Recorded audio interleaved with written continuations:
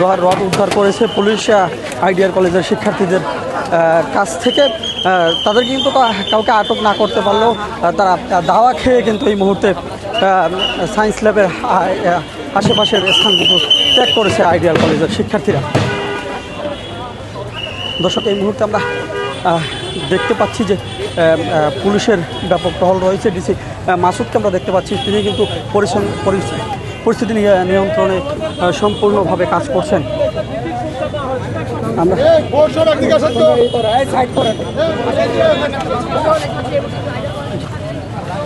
এই মুহূর্তে কোনো ধরনের মানে আইডিয়া কলেজের শিক্ষার্থীরা কিন্তু আশেপাশে দেখা যাচ্ছে না, তারা কিন্তু ছত্রভঙ্গ অবস্থায় রয়েছে। পুলিশ কিন্তু তাদের দক্ষতার সহিত তাদেরকে প্রতিহত করতে সক্ষম হয়েছে এবং কি তারা কিন্তু এই মুহূর্তে সামনে আসছে না। দর্শক, আমরা দেখছি কিন্তু আইডিয়াল কলেজের এক শিক্ষার্থী